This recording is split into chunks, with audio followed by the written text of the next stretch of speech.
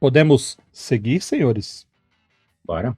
Então vamos lá, porque agora nós vamos ver exatamente isso, como vencer a gosma.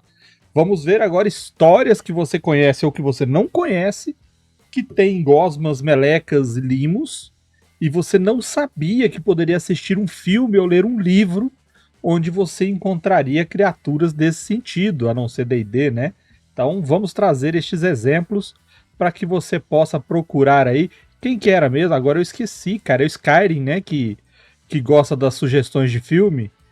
Que de vez em quando a gente acha umas raridades aqui e ele segue. Eu acho que é o Skyrim. Então vamos lá. Primeira obra. Pode falar, Bal. O MacLeod também, porque o MacLeod é velho, então ele entende mais diferente. MacLeod já tem as próprias gosmas, então isso aí já. Que isso, cara. A gente vai ficando mais velho, a gente tem esse costume. Vai tendo esse probleminha, né? Vai ter esse probleminha. E a primeira obra, A Bolha Assassina, The Blob. Cara, The Blob foi um filme que marcou minha infância, cara. Tem um outro filme que marcou mais minha infância ainda. Eu vou falar dele antes de falar do The Blob, que é A Coisa, que passava no SBT nas noites de sexta-feira. Stephen King, né? É baseado na obra de Stephen King, que é é tipo um iogurte que veio do espaço e as pessoas comem e ele domina a pessoa e depois ele vai crescendo dentro da pessoa e aí chega um ponto que a pessoa meio que explode ou implode e essa gosma volta lá pro lugar onde ela ficava e ela quer só infectar as pessoas. É bacana. Só que eu preferi pegar The Blob, porque The Blob ele tem uma coisa mais sci-fi. Por quê? Porque a bolha assassina, na verdade, é quando vários rejeitos químicos que estavam sendo jogados perto de um lago lá foram se misturando e, de repente, criaram essa característica viva e essa condição em que ele consegue se aglomerar, mudar sua forma, se locomover e atacar pessoas. E isso daí, meu amigo, me marcou. Me marcou, porque A Coisa, ele tinha aquele body horror, né? Porque as pessoas explodiam, virava do avesso, era aquela coisa feia. Só que esse daqui tem as características mais de suspense, de sustinho, do troço tá andando dentro dos canos, de atacar as pessoas, igual vocês estão vendo aí, é uma cena da pessoa sendo atacada. E ele é uma pura e simples criatura de D&D. Ele é tipo a gosma ocre, que ela tem uma massa, ela se locomove e se joga em cima das pessoas, ou joga tentáculos e engloba a pessoa. E essa história é bacana porque é muito inventivo o jeito que ele ataca. A cena, como eu falei, a cena que ele vem do cano, moço, até hoje me impressiona. O cara tá na casa dele, escuta um barulho na pia, ele vai lá ver, começa a mexer, aí começa a mexer, a água vem, depois a água vem suja, depois a água para, depois vem uma gosma, aí ele começa a ver, começa a tentar limpar, e de repente essa gosma sai do ralo, cata a cabeça do cara e puxa, e a coisa passa ele pelo ralo da pia. Ou seja, se você achava que era difícil acontecer, impossível, você tem a prova que não é impossível, porque filmaram. Dizem que o ator nunca mais fez outro filme depois desse. Mas assim, é uma história legal, onde todas essas características, muito de D&D você vai ver. A criatura, ela obedece todos os critérios, tem as mesmas fraquezas, as mesmas forças, e é um filme legal. Só que assim, é um filme batido, bem antigo, né, de 88, então ele já tá cheio de maneirismos ali que você pode estranhar. Mas é uma boa dica e dá um sustinho. Rapaz, eu fui olhar aqui agora, o de 88, que foi o que eu assisti também, é um remake do original de 58. Sim. Só que eles não davam conta de fazer a bolha. Mas eu assisti também. Acho que foi um dos primeiros filmes que eu tive gravado em VHS. Muita gente que tá assistindo e não sabe nem o que é VHS. Exato. Mas eu tinha É ele uma gravado doença em VHS. venérea. E o curioso era também a maneira que eles colocaram que se vencia, né? Ele tinha um ponto fraco, Uhum. o assassino. Que eu lembro perfeitamente da cena, assim, que eles estão no celeiro, assim, porque ela vai adentrando, né? Ela passa pelas frestas, pra tudo mais. Eles estão no celeiro e começa a pegar fogo. E a menina pega um extintor e vai apagar o fogo. E aí parte do extintor pega na bolha e a bolha dá uma retraída, assim, encolhe. E aí eles descobrem que ela tem fraqueza contra o frio. Não sei se de que era aquele extintor, né? Se era um extintor de nitrogênio, sei lá. Qualquer extintor Mas- esfria do bocal. Não, mas a fumaça dele não esfria se ele for de carbono, por exemplo, de CO2. Não, mas o De bocal, pouquinho, mas o bocal esfria. Eu já congelei a mão por causa do extintor uma vez. Mas ele não tocou o bocal, tocou só a fumaça no bicho. Liberdade Mas, enfim, cinematográfica. Se eu me lembro também, lá pro fim do filme, a bolha já tá meio que do tamanho da cidade, assim, é uma vila pequena, né? Uma cidadezinha É. pequena. É. Ela tá do tamanho da cidade, aí acho que começa a nevar. Aí é isso que vence a bolha.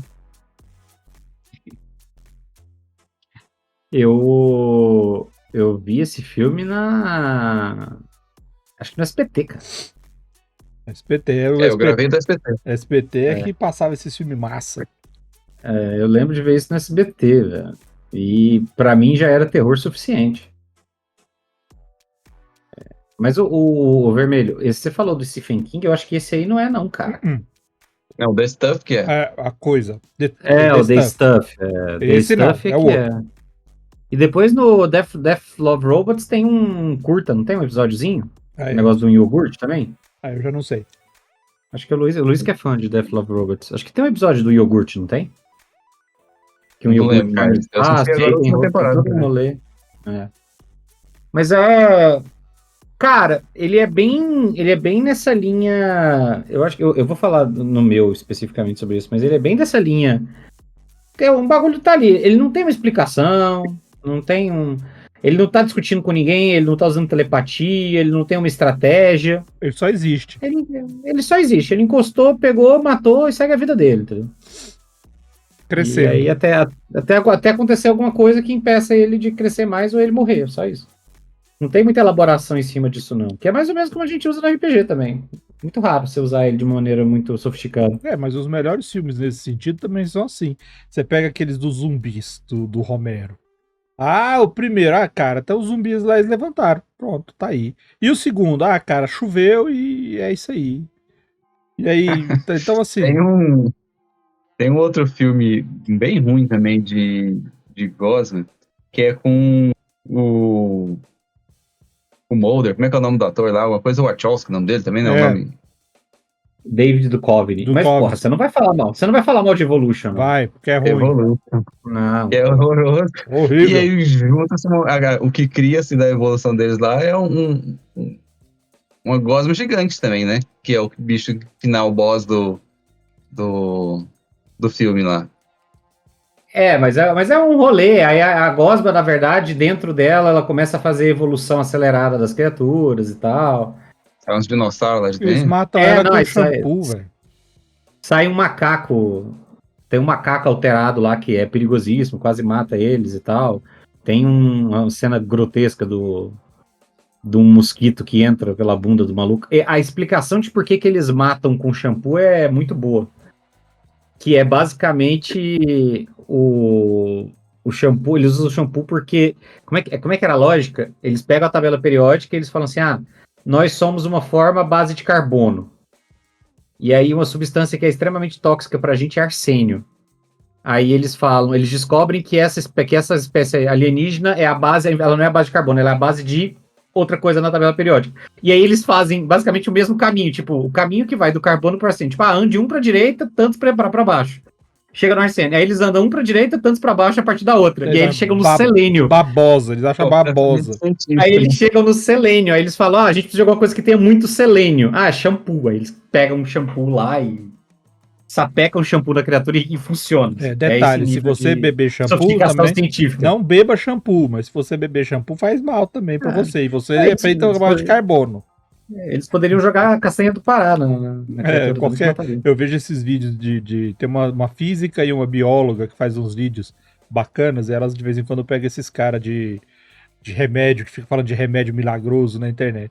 Aí elas falam assim que, mostra aqui no microscópio, tem lá um micro-organismo, e se você gotejar uma gotinha de não sei o que, você mata ele. Aí elas falam assim, meu amigo, qualquer coisa que você gotejar direto num bicho desse, ele morre. Porque ele precisa de situações muito específicas para estar vivo. A não ser que você goteja ele dentro da sua célula, que é onde ele fica, ele não vai morrer se você beber o produto que o cara lá tá falando. Assistam um filme, Nunca vi. assista The Blob, é bom. Assista Evolution também, é bom. Não, Evolution não é não. Assista Arquivo X. Sim. Vamos fazer um remake de Arquivo X. Eu não vou aceitar reiterismo contra Evolution. Eu sendo de Belém do Pará, ouvindo vocês falando da castanha. Exatamente. A castanha de Castanha Belém do Pará. Eu sou um grande fã de Castanha do Pará. Entusiasta. Vamos seguir? Segunda obra. Nas Montanhas da Loucura. A gente sai do leve, alegre, divertido The Blob. Onde as pessoas são sugadas para o cano do ralo. Mas aí é com elas, né? O protagonista lá... história pra contar, né? O vice-protagonista do Nas Montanhas da Loucura talvez ache que isso seria melhor uma alternativa do que o que acontece com ele no final. Nas Montanhas da Loucura é um dos livros clássicos do Lovecraft, publicado em 36. Naquela época eles não publicavam o livro direto, né? Saía publicando picado em revistinha de ficção científica. Contos estranhos, Weird Tales. Contos, exatamente. Mas eu acho que ele é o único que ele é um romance mais longo também, né? Ele é mais longo, mas ele foi mais ele longo também do foi que publicado devia, picado. Ele é desnecessariamente longo. Exato. A maioria dos elementos Lovecraftianos clássicos está lá. É um local isolado, que é a Antártida. Tem uns cientistas pesquisando alguma coisa que eles não deveriam e eles ficando malucos com o que eles estão descobrindo. Tem terror cósmico. É o padrão. Basicamente, a história é um relato em primeira pessoa de um pesquisador que vai para a Antártida com a galera, vai numa expedição, olha lá, com os outros pesquisadores, e aí ele chega lá e descobre que tem uma expedição anterior e todo mundo morreu ou enlouqueceu. E aí o livro é o relato dele tentando convencer uma galera que está montando uma outra expedição para ir lá, falando, então, galera, não vai não, que lá é bad vibes. E aí ele vai tentar convencer as pessoas explicando o que tem lá. E aí eu acho que provavelmente não deve ter funcionado, porque o que ele descreve não faz absolutamente nenhum sentido para pessoas sãs. Alerta de spoiler, então, não quero saber, acho que fiquei interessado com a sinopse, tá, então para de ver aqui e volta, sei lá, daqui. Pode escutar isso aí, ler, porque ele vai repetir tanta mesma coisa que você não vai nem lembrar. Dando spoiler de um livro de 36. O Nas Montanhas da Loucura, eu trouxe ele aqui especificamente nesse tema, porque a principal criatura do livro foge ao padrão dos deuses anciãos do Lovecraftiano, né, do mitos Lovecraftiano. Porque o Cthulhu, Azathoth, Yog-Sothoth, são todos deuses com níveis absurdos de poder. Poderes místicos, alteram a realidade, aquela coisa toda. Mas a principal criatura Nas Montanhas da Loucura são os Shoggoth, que são basicamente umas criaturas limamorfas, gelatinosas, enormes, e que foram criados deliberadamente estúpidos para servirem de força de trabalho braçal. E aí, no contexto do livro, eles são criados pelos deuses anciãos que tinham chegado lá na Antártida em algum momento dos últimos milhões de anos.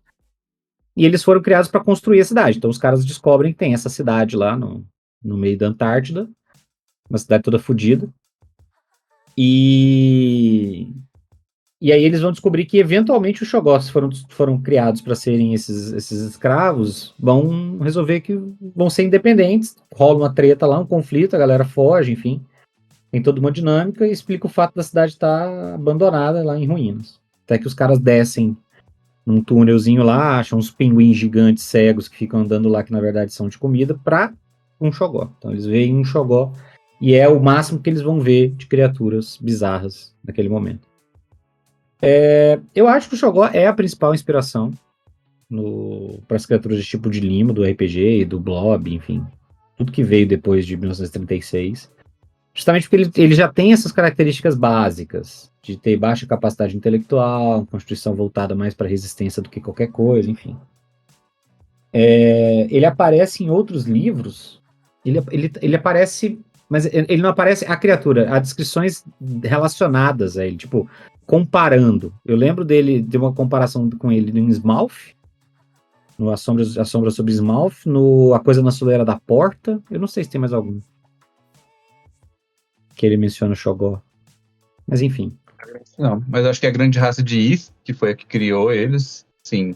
Sim. Que Eu tem acho. formato de barril, com pernas em forma de 3 pontas, e outra parada completamente sem noção.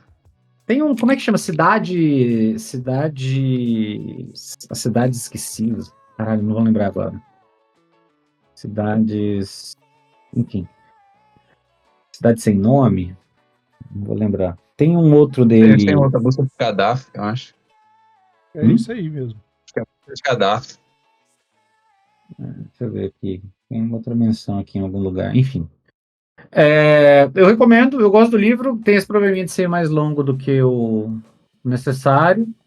Mas ele traz bem os elementos clássicos e ele tem a vantagem de ser num ambiente isolado, né? Tipo, toda a ação é voltada para o que está acontecendo na Austrália. Então não sobrou muito espaço para o Lovecraft ser racista. Porque os personagens já são brancos, então não tem interação Apesar que que ele permita tenta. ele. Apesar que ele tenta. Ele dá um jeito. E ele tem dá um uma jeito. frase bem específica lá, Pois é. quando ele fala da Universidade de Arkham. Quando ele volta a Miskatonic, né? Que é de onde o pesquisador que faz o relato é, e o outro Todos, maluco né? lá que tá Todos com os ele também. pesquisadores são. Todos são sempre. Miskatonic é a pior universidade. Essa aí o Trump não fecha. Então, assim, recomendo se você quiser ler. Ele é mais longo que necessário, mas ele não é longo, não. Eu acho que ele deve ter tipo umas 100 páginas. Mais. Porque ele é um conto ainda, né? Uma novela. Ele é um conto extremamente. Não, ele é uma novela. Ele é uma novela. Ele não chega a ser um romancezão, mas é porque o Lovecraft não fazia, de fato, né? O problema dele. Ele tem um romance só. O problema dele é que, como ele escrevia pra revista não, pro jornal, e demorava, porque esses contos eram maiores, quando ele lançava o próximo texto, ele tinha que gastar um pedaço do texto relembrando o que estava acontecendo. Não. Então, quando você pega pra ler, meu amigo, aí fica aquela coisa mastigada de novo e de novo, porque ele fica fazendo igual a abertura de série, né? Uhum.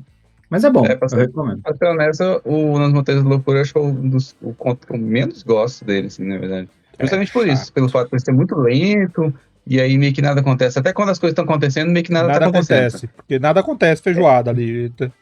Tipo, meu Deus, que horror, que horror indecifrável. Que coisa teve, você tá assim, tá bom, vamos logo, que mais que acontece? Mas é meio padrão isso, né? Tipo, é só porque é mais longo, porque no Call of Cthulhu nada acontece até a hora que acontece uma coisa rapidinho ali, o maluco foge, é isso. E eu também, é até uma coisa que muitas vezes é questionável assim, pra mim, por que Call of Cthulhu é tão famoso, sendo que ele nem é um dos melhores contos, assim, tipo, sei lá, não estaria nem no meu top 3, talvez. É porque é curto. Ele tem tipo mas tem muita coisa curta, Ar Frio é uma página, e é melhor que Call of Cthulhu. Mas Ar Frio quase não é Lovecraftiano, porra. O negócio, cara, mas ainda assim. é que quando você pega lá o Call of Cthulhu e ele é lento e não acontece nada e tudo mais, só que cada página, cada parágrafo, cada coisa que vai indo, a história vai progredindo, é uma coisa nova que você vai vendo. O Na Montanha da Loucura, não, cara. Ele fica falando das mesmas coisas. Ele descreve as barracas carregadas pelo vento. Eu contei pelo menos 5 vezes. A mesma descrição do acampamento. Rola um exagero, rola um exagerozinho. Aí você já não aguenta mais. Pelo amor de Deus, esse cara vai ainda tá no avião, vendo as mesmas coisas. A parte quando eles vão descer no túnel é foda. Mas é boa, a história é boa. Mas eles descem, eles passam. Tipo, eles estão descendo um túnel inamigozeidinho, assim, porque é tipo, nossa, eu tô descendo o túnel, é tipo. Não acaba nunca, né? 16 páginas de maluco descendo o túnel. Fala, caralho, quão fundo é esse túnel? Mas ele foi o que inspirou The Thing, não foi? Uhum. Exatamente. Porque é o ambiente antártico e tal. Um terror inominável enterrado no gelo. E ele deixa a história em aberto, né? Sim.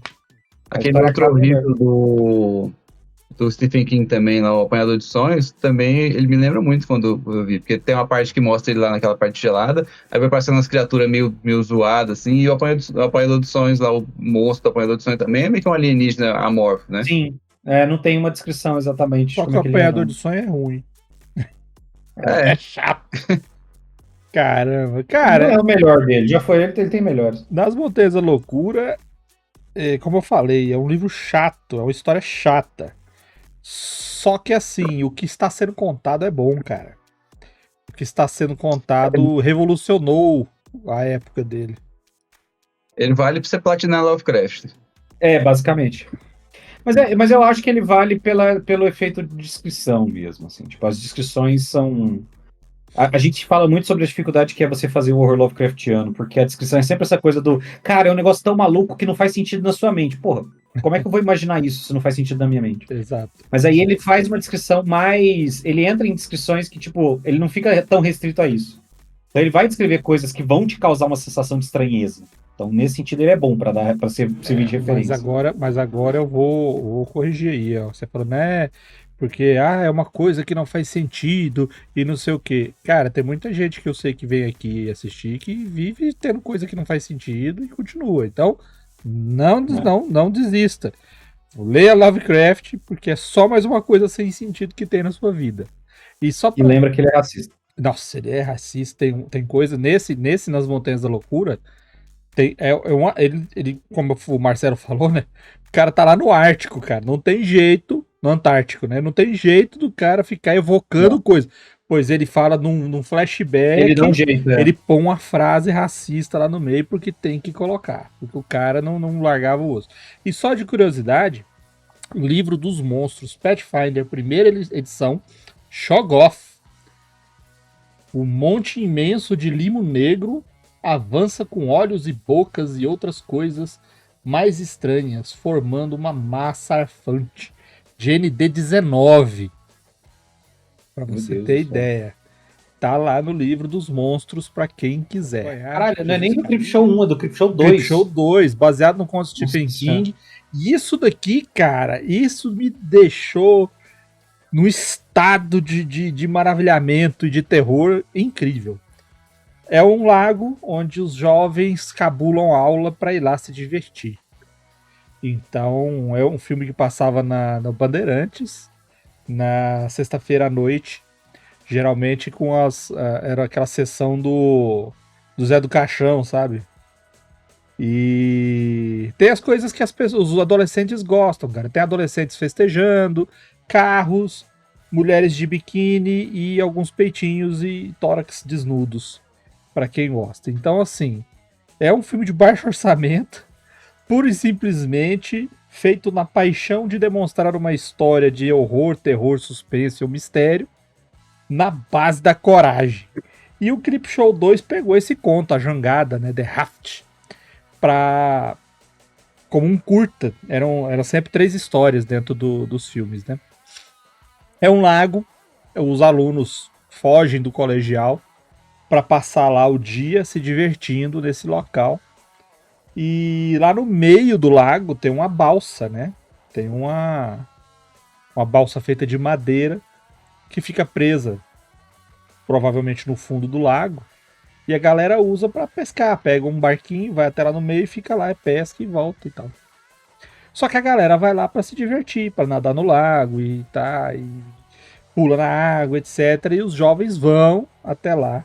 E lá acontece tudo. A história inteirinha, eles em cima dessa balsa no meio do lago.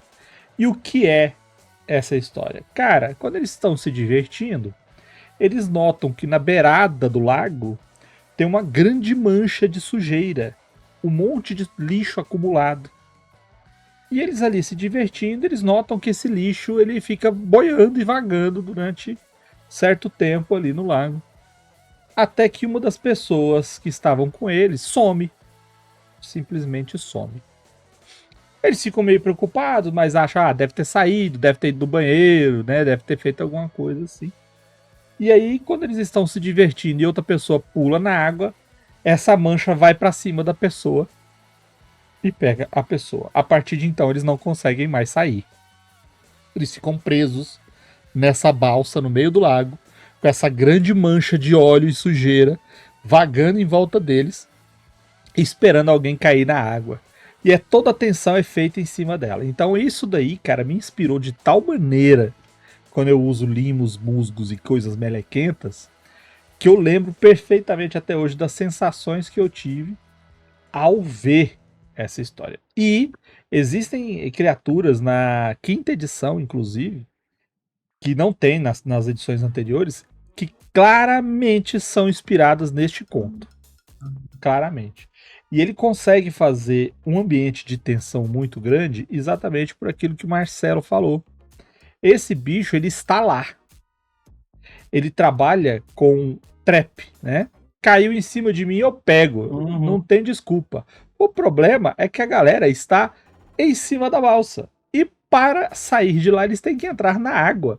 E vão ter que passar por essa mancha. E aí essa mancha vai pegar eles. Então, eu aconselho. Creepshow 1 e 2 tem histórias muito boas, zoadas. Zoadas, é um terror zoado. Mas é bem legal. E você vai ver aí qual que é o pudim negro? Não, é o limo cinza, a gosma cinza, que eu falarei dela mais tarde e você vai ver como é que funciona. O pudim negro também. O pudim negro funciona mais ou menos, mas o pudim negro ele é mais ativo, ele é mais pimpão. A Gosma Cinza não tem muitas ambições, né? Ela é mais assim, eu vou onde o vento me levar. Ela tá mais na dela, né? Eu não lembro de ter visto, nem mesmo nas noites de sexta-feira da Bandeirantes. Creepshow não é estranho, mas eu também não lembro de ter visto as séries também não, então fica só mesmo no imaginário. Hein? Eu queria ler Cara, o conto. Creepshow eu vi depois. Creepshow, então, pois é, o conto do The Raft eu não sei qual que é. Creepshow eu não vi na época, porque eu era criança e tinha medo, qualquer coisa que parecesse terror. E, porra, o Creep que fazia os interlúdios entre as histórias, porque é um filme de antologia, né? Sim. São histórias não conectadas. E aí tinha uns interlúdios que aparecia o Creep. E, pô, só o Creep já era suficiente pra eu querer parar de ver. Eu lembro do Tales from the Crypt. Hã? Tales from the Crypt, que tinha Também. Sim. Um zumbizinho assim que era Era um esqueleto todo engraçadoca. Mas era a mesma premissa, assim, era um esqueleto bizarro que contava as histórias. E aí só isso já era suficiente. Eu fui ver depois, por acaso, na época da faculdade, que eu fui ver, que passava, aí eu já tinha um pouco mais de coragem de ver essas coisas, e cara, ele é bizarro, assim. Ele é mais gore, não só essa história, o Creepshow como um todo. Porque ele é tem menos que ser barato, e mais gore. Tem que ser mais barato de fazer, né? Então... ele é gore e ele é efeitos especiais práticos, né? É tudo prático. Mas eu pensei voltar na imagem, que tá a pessoa envolta de slime. No limo. Ela depois é derretida, assim? Sim, Tipo, parece só o esqueletinho, coisa assim? Sim, ela é derretida. Eu acho que não aparece nada. Aparece. Não sobra nada. Aparece esqueleto? Eu lembro. Inclusive, a penúltima morte, ela é bem... Nossa, é gore. Bem emblemática por causa disso. Ela é bem emblemática, porque ela mostra o que acontece com o corpo da pessoa quando é digerida pela substância. E o final é de surpreender você. Você vai ter O final vai surpreender os mais jovens, né? Que não estão acostumados, né? Isso é verdade. Isso é verdade. Mas enfim, vale a pena, tá, galera? Vale a pena. É legal de ver. E pra quem gosta de uma coisa mais moderna, tem aquela série VHS agora, né? Que são uns historinhas, uns terrorzinhos mais recente aí. Teve várias. Tinha uma chamada Nightmares and Dreamscapes. Que é do Stephen King também, né? Também. Eu acho que não todas. É porque tem o livro dele com esse nome, mas eu acho que a série não era só dele. Mas é antologia, né? Acho que pega só o nome do cara, que é chamariz, e faz um monte de coisa. Pode ser. Tem uma antologia mais recente também, assim, na pegada meio de Goosebumps, assim, que chama, acho que Rua 22, uma coisa assim, que é, inclusive, quem participa é a ruivinha do Stranger Things. É uma trilogia. É bom, cara, aquilo é bom, cara. Eu não assisti ainda não, mas eu sei que existe. É bom, cada filme, são 3 filmes, cada filme deles é um tipo de terror diferente. E é a mesma história, um no presente, um no passado e um no futuro. São 3. É legal. Podemos seguir? Bora. Então vamos seguir, porque agora a Use é talvez o primeira história de ficção que foi protagonizada por um vilão que era uma gosma. Ela foi lançada em março de 23 e na Weird Tales, né, claro. E na história, ela era uma gosma gigante, assim, que devorava prédios e pessoas. E a história dela é que um cientista louco, mas bem intencionado, estava tentando criar super criaturas para acabar com a fome no mundo. Então ele queria fazer umas vacas gigantes, que aí todo mundo ia ter carne para comer. E aí, nessa brincadeira, ele estica uma ameba. Então é basicamente uma ameba gigante fazendo amebices, assim. Ela simplesmente está vivendo, assim como a gente falou das gosmas Quarta-feira. no geral, ela simplesmente está lá. E aí, a ameba normalmente come pequenos micróbios também ali, ou pequenas fontes de alimento, que ela consegue ali engolfar, né, e digerir. E aí, como ela é gigante, ela vê seres humanos, que são apetitosos e cheios de nutrientes, e ela fala assim, bom, consigo engolfar, logo é comida. E aí, basicamente, Se o terror cabe, põe pra dentro. Basicamente, o terror é essa ameba gigante se alimentando das pessoas ao redor ali na história. É uma história pequena também, porque é essa história de revista também que só tinha um episódio ali, mas fica aí o marco, né, de ser a primeira mente doentia a usar um ser ameboide como um mega vilão. Que eventualmente vai se tornar uma tendência até. Eu acho até que tem pouco, sabia? Cabia mais. Não sei não, cara. Tem muita ameba por aí sendo vilão. Não, algumas até com cargo eletivo, mas eu falo no mundo da fantasia, no mundo real não. Cara, o Weird Tales foi o nascedouro de um monte de história, cara. Muita gente. Lá era publicado muita coisa. A gente falou do Lovecraft, né? O Lovecraft ele escrevia para jornal.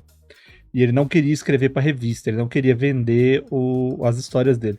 Parece que a galera que lia o jornal, que era fã, pegou os contos que ele fazia no jornal, juntou, começou a fazer as publicações nas revistas, que aí vendiam as revistas, né? Os autores ganhavam grana, e aí eles chegaram com dinheiro para ele, porque ele não queria, ele não sabia que estava sendo publicado, porque ele não queria que comercializasse as histórias dele. E a galera comercializou na marra e deu a grana para ele, porque ele meio que tava falido, né? A família dele lá perdeu os negócios, ele ficou meio falido, e aí os fãs que resgataram o cara e não deixaram o cara ir pra miséria. E você achando que histórias de ficção científica e terror não leva nada a ninguém. Pra quem não tem referência, o Robert E. Howard começa com o Weird Tales também, não é, Luiz? Sim. Igual você falou aí, a maioria dos grandes escritores de ficção do século XX ali, do início do século XX, vem daí. E é uma coisa que eu não sei se ainda existe esse tipo de publicação, assim, moderna, não. sabe? Caralho, Eles chamam de Pulp, sei, né? Revistinha Pulp, né? Que eles chamam. Que é inclusive, pra quem não sabe, quando você fala de Pulp no Lovecraft, é isso, né?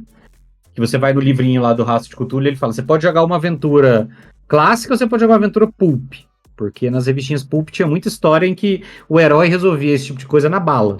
porque era o que ele podia fazer, né?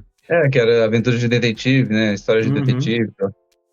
Mas porque às vezes existe, tá aí nos cantos obscuros da internet também, né? Em publicações esquecidas. Se você tá assistindo aí, você é autor de contos de ficção ou similares e conhece alguma revista de antologias assim, fala pra nós.